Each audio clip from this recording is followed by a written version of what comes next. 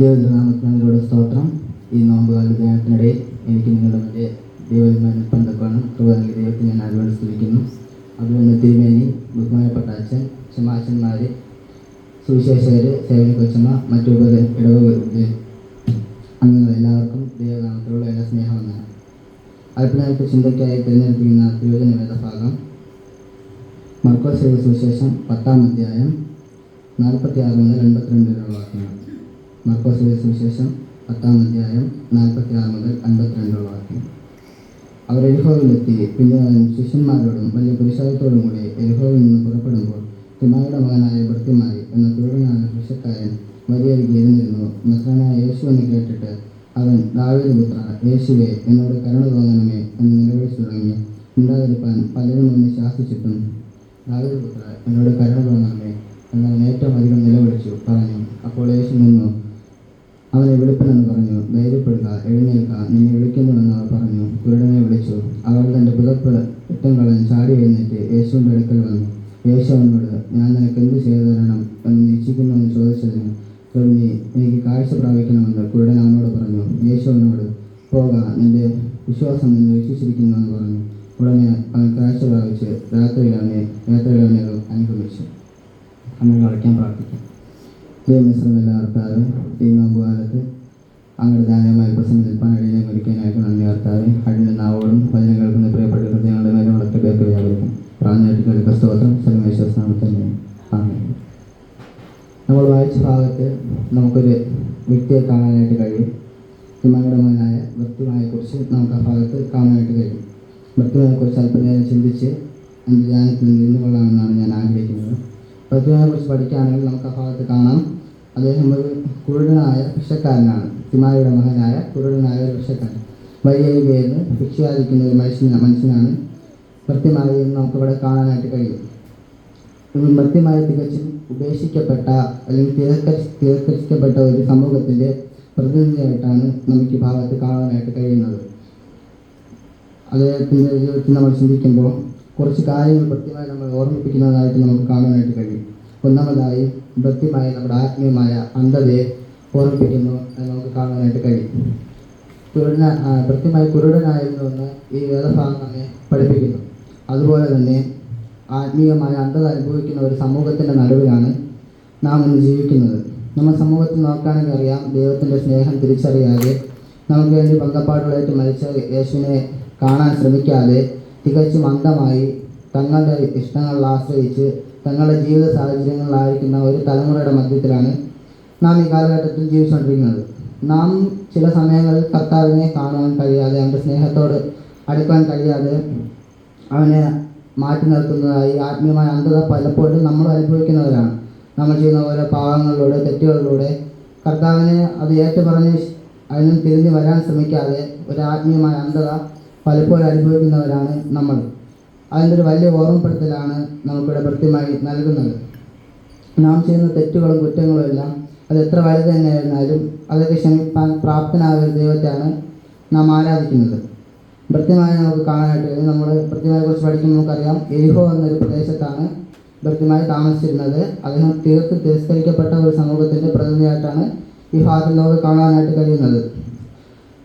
എരിഹോയെക്കുറിച്ച് പഠിക്കുകയാണെങ്കിൽ നമ്മൾ ശമരിയക്കാരൻ്റെ ഭൂമിയിലൊക്കെ നമുക്ക് കാണാനായിട്ട് കഴിയും.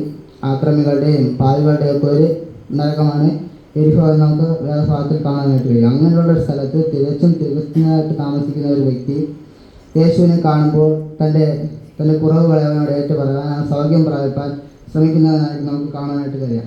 അതുപോലെ നമ്മുടെ ജീവിതത്തിൽ നമ്മൾ പലവിധമായ തെറ്റുകൾ അകപ്പെടുന്നവരാണ്. പലപ്പോഴും യേശുവിനെ കാണാതെ ആത്മീയ അന്ധതയൊക്കെ അനുഭവിച്ച് യേശുവിൽ നിന്ന് അകന്ന് ലോകമോഹങ്ങൾക്ക് അടിമപ്പെട്ട് നമ്മുടെ ജീവിതങ്ങളെ പലവിധമായി നമ്മളും തീർക്കുന്നവരാണ്. അതിൽ നിന്നെല്ലാം തിരിഞ്ഞ് യേശുവിനെ സ്വീകരിപ്പാനൊക്കെ നമ്മൾ തയ്യാറാകണം. നമ്മൾ വെളിപ്പാട് വശത്ത് ഇങ്ങനെ കാണാൻ കഴിയും, ഇതാ ഞാൻ വാതിൽക്കൽ നിന്ന് മുട്ടുന്നു, ആരെങ്കിലും എൻ്റെ ശബ്ദം കേട്ട് വാതിൽ തുറന്നാൽ ഞാൻ അകത്ത് വന്ന് ഞാൻ അവനോടും അവൻ എന്നോടും കൂടെ അത്താഴം കഴിക്കും. യേശു നമ്മുടെ ഹൃദയത്തിൻ്റെ വാതിൽക്കൽ നിന്ന് മുട്ടുകയാണ്. അതൊന്നും കാണാൻ കഴിയാതെ വണ്ണം പാവമാവുന്ന ആത്മീയ അന്ധത നമ്മളിപ്പോൾ അനുഭവിച്ചുകൊണ്ടിരിക്കുകയാണ്. അതിൽ നിന്നുള്ള വിടുതൽ നമ്മൾ പ്രാപിക്കണമെന്ന് ഒന്നാമതായി കൃത്യമായി നമ്മൾ ഈ ഭാഗത്തൂടെ ഓർമ്മിപ്പിക്കുന്നു. രണ്ടാമതായി നമുക്ക് കാണാനായിട്ട് കഴിയും നിലവിളിക്കുന്ന കൃത്യമായി. നമുക്കറിയാം, യേശു യെരുശലേമിലേക്ക് പോകുന്ന വഴിയിലാണ് എരിഹോയിൽ വെച്ച് കൃത്യമായി കാണുന്നത്. അതായത് യേശുവിൻ്റെ ജനസമൂഹത്തിലുള്ള ഏറ്റവും അവസാനത്തെ സൗഖ്യമാക്കൽ ശുശ്രൂഷയാണ് പ്രതിമയുടേതെന്ന് നമുക്ക് കാണാനായിട്ട് കഴിയും. ഒരു പക്ഷേ ആ സമയത്ത് പ്രതിമ വിചാരിക്കാണ്, ഇല്ലെങ്കിൽ ഇപ്പോൾ വേണ്ട, അടുത്ത യേശു വരുമ്പോൾ ഞാൻ സൗഖ്യം പ്രാപിക്കാമെന്ന് വിചാരിച്ചിട്ടില്ലെങ്കിൽ ജീവിതാന്ത്യത്തോളം കൃത്യമായി അന്ധനായി തന്നെ ഇരിക്കുകയായിരുന്നു. അതുപോലെയാണ് നമ്മുടെ സമൂഹത്തിൽ നമുക്കിപ്പോൾ ലഭിക്കുന്ന ഈ സാഹചര്യങ്ങളും ദൈവത്തിനോട് അടുത്ത് വരാനുള്ള സാഹചര്യങ്ങളൊക്കെ ഇപ്പോൾ നമുക്ക് ലഭിക്കുന്നുണ്ട്. ഭാവിയിൽ നമുക്കിത് കിട്ടണമെന്നോ ദൈവത്തെ നമുക്ക് സ്വീകരിക്കാൻ കഴിയണമെന്നോ ഒന്നുമില്ല. അതുകൊണ്ട് നമുക്ക് കിട്ടുന്ന ഈ ഒരു അവസരം പൂർണ്ണമായി പ്രയോജനപ്പെടുത്താൻ നമുക്ക് കഴിയണം. പലരും ആത്മീയമായ കൂട്ടാളിൽ നിന്ന് മാറി നിൽക്കുകയും ദൈവത്തോട് അടുത്ത് വരാൻ മടിയൊക്കെ കാണിക്കുകയും ചെയ്യുന്ന സമൂഹത്തിലാണ് നമ്മൾ ജീവിക്കുന്നത്. അങ്ങനെയല്ല, ഇനി ഒരു അവസരം ചിലപ്പോൾ നമുക്ക് കിട്ടാമെന്ന് നമുക്ക് തന്നെ അറിയത്തില്ല, അടുത്ത നിമിഷം നമ്മളതല്ല. അതുകൊണ്ട് നാം ദൈവത്തോട് അടുത്ത് വരുവാൻ, ദൈവത്തിൻ്റെ വചനങ്ങളെ കേൾപ്പാൻ, അവനോട് നിലവിളിക്കാൻ, നമ്മളെ ആഗ്രഹങ്ങളോ അപേക്ഷകളോ ഒക്കെ അവനോട് അറിയിപ്പാനൊക്കെ നമ്മൾ ബാധ്യസ്ഥരാണെന്നും നമ്മളെ ഭദ്രമായി ഓർമ്മിപ്പിക്കുന്നു.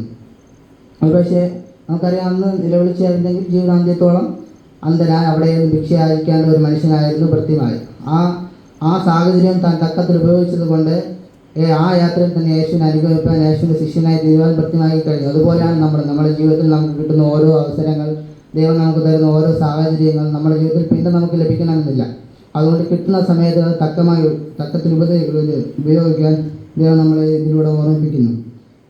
അതുപോലെ തന്നെ സമയം ഒരിക്കലും തിരിച്ചു വരില്ല എന്നുള്ളൊരു സമയത്ത് പിടിച്ചു നിർത്താൻ കഴിയില്ല, അതിനെ തിരിച്ചു കൊണ്ടുവരാൻ കഴിയില്ല എന്നൊക്കെ നമുക്ക് അറിയാനുള്ള കാര്യങ്ങൾ. ബാക്കി ലോകത്ത് എന്തിനു നമുക്ക് പിടിച്ചു നിർത്താൻ കഴിഞ്ഞാലും സമയത്ത് നമുക്ക് തിരികെ കൊണ്ടുവരാനോ അതിനെ പിടിച്ചു നിർത്താനോ നമുക്ക് കഴിയില്ല. അതുകൊണ്ട് നമുക്ക് കിട്ടുന്ന സമയം കർത്താവിൽ ആശ്രയിപ്പാൻ, നമ്മുടെ സന്നിധിയിൽ അടുത്ത് വരുവാൻ, പ്രാർത്ഥിപ്പാൻ, ധ്യാനത്തിലായിരിക്കണം, അതുപോലെ പല കാര്യങ്ങളിൽ ഇടവുകളിലൊക്കെ കടന്നു വരാൻ നമുക്ക് കിട്ടുന്ന അല്പമായ സമയം അത് പൂർണ്ണമായി ഉപയോഗിക്കാൻ, ദൈവത്തിൽ ആശ്രയിപ്പാൻ, അവനോട് പ്രാർത്ഥിപ്പാനൊക്കെ നമ്മൾ ആ സമയത്ത് വിനിയോഗിക്കണമെന്നും കൃത്യമായതിലൂടെ നമ്മളെ ഓർമ്മിപ്പിക്കുന്നു. അതുപോലെ തന്നെ തൻ്റെ പ്രതിസന്ധിയുടെ ഒരു ഘട്ടത്തിലാണ് ആ ജനസമൂഹം യേശുവിനെ വിളിക്കുന്നതായ സമയത്ത് കൃത്യമായി തടസ്സപ്പെടുത്തുമെന്ന് നമുക്ക് കാണാനായിട്ട് കഴിയാം.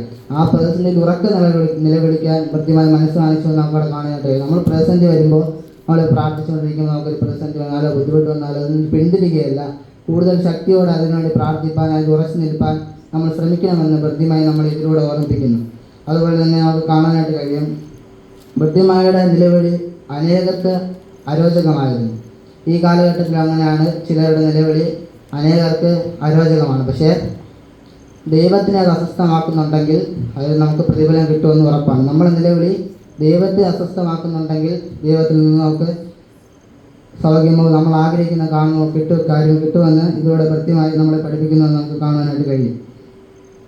അതുപോലെ നമ്മൾ ജീവിതത്തിൽ വരുന്ന പ്രശ്നങ്ങളെ അതിൽ നിന്ന് മാറിപ്പോകാൻ ശ്രമിക്കുന്നതിനല്ല, അത് ദൈവം എനിക്ക് എൻ്റെ ജീവിതത്തിൽ തരുന്ന അടുത്തൊരു വലിയ ഉയർച്ചയുടെ വാതിലാണെന്ന് തിരിച്ചറിഞ്ഞ് അതിന് പ്രവേശിപ്പാൻ, അതിലൂടെ കടന്നു പോകാൻ ശ്രമിക്കുന്ന ഒരു ആത്മീയൻ്റെ ഒരു ലക്ഷണമെന്ന് നമുക്ക് ഇതിലൂടെ മനസ്സിലാക്കാനായിട്ട് കഴിയും. പ്രതിസന്ധികളിൽ തകർന്നു പോകാനല്ല, പ്രതിസന്ധികളുടെ ജീവിതത്തിൽ അത്ഭുതങ്ങൾ വെളിപ്പെടുത്താനുള്ള ദൈവത്തിൻ്റെ വാതിലുകളാണെന്ന് നമ്മൾ യഥാർത്ഥമായി തിരിച്ചറിയണമെന്ന് കൃത്യമായി നമ്മൾ ഇതിലൂടെ പഠിപ്പിക്കുന്നു. അങ്ങനെ കൃത്യമായിട്ട് ജീവിതത്തിലൂടെ നമ്മൾ ആത്മീയമായി നമ്മൾ അന്ധത മാറ്റുവാനും, നമ്മൾ യഥാർത്ഥമായി ദൈവത്തിലോട്ട് അടുത്തു വരുവാനും, ദൈവത്തിലേക്ക് ആശ്രയിപ്പാനും, നമുക്ക് ലഭിക്കുന്ന ഓരോ അവസരങ്ങളും ഓരോ നിമിഷങ്ങളും ദൈവത്തിനെ ഉപയോഗിക്കുവാനും, ദൈവത്തോട് കൂടുതൽ അടുപ്പാൻ, ദൈവത്തിൽ ചേർന്ന് നിൽപ്പാൻ, ദൈവത്തിന് വേണ്ടി നമ്മുടെ സമയങ്ങൾ, നമ്മുടെ ആരോഗ്യം, നമ്മുടെ ആയുസ്സൊക്കെ ദൈവത്തിനായി വിനിയോഗിക്കാനൊക്കെ ഇതിലൂടെ നമുക്ക് കൃത്യമായി കാണാനായിട്ട് നമ്മൾ ഓർമ്മിപ്പിക്കുന്നു. അതുപോലെ തന്നെ കൃത്യമായി തടഞ്ഞ സമൂഹത്തിൻ്റെ കൂടെ യേശുവിനെ അനുഗമിച്ചതായി നമുക്ക് കാണാനായിട്ട് കഴിയും. കൃത്യമായി നിലവിളിക്കുന്ന സമയത്ത് ഇപ്പം നീ നിലവിളിക്കരുതെന്ന് പറഞ്ഞ് അവരോടുകൂടെ ആ യാത്രയിൽ കൃത്യമായി യേശുവിനെ അനുഗമിക്കുന്നത് നമുക്ക് കാണാനായിട്ട് കഴിയും. അതുപോലെ നമ്മുടെ ജീവിതത്തിൽ നമുക്ക് വരുന്ന പ്രതിസന്ധികളിൽ അതിനെ മറികടന്ന് അതിനുവേണ്ടി പ്രാർത്ഥിച്ച് അതിനെ നേടി നമ്മുടെ ആത്മീയമായ അന്ധതയൊക്കെ മാറ്റി യേശുവിനെ കാണുവാൻ, യേശു നമ്മെ സ്നേഹിക്കുന്നതിനെ യഥാർത്ഥമായി മനസ്സിലാക്കുവാൻ ഈ നോമ്പുകാരായിട്ട് നമ്മളൊരു വിശുദ്ധ വാരത്തിലേക്ക് കടക്കുകയാണ്. അപ്പോൾ നമ്മുടെ ജീവിതത്തിൽ ഒരു പുതുക്കമൊക്കെ പ്രാപിപ്പാൻ, യേശു എന്ന നായകനെ യഥാർത്ഥമായി തിരിച്ചറിയാൻ, ക്രൂശിൽ നമുക്ക് വേണ്ടിയാണ് അവസാനത്തുള്ള രക്തം വരെ നടന്നതെന്ന് ഓർക്കുവാൻ, പ്രതിമായ പോലെ നിലവിളിക്കുവാൻ, യേശുവിനെ പ്രാർത്ഥിപ്പാൻ, അവരെ അലിഞ്ഞു ചേരുവാൻ ദൈവം നമ്മൾ ഇടയാക്കട്ടെ. ഈ നോമ്പുകാലം ഈ ധ്യാനങ്ങളൊക്കെ നമുക്ക് ഏറെ അനുഗ്രഹത്തിന് കാരണമായി തീരട്ടെ എന്ന് പ്രാർത്ഥിച്ചുകൊണ്ട് ഞാൻ ധ്യാനത്തിൽ ഇരുന്നു കൊള്ളുന്നു.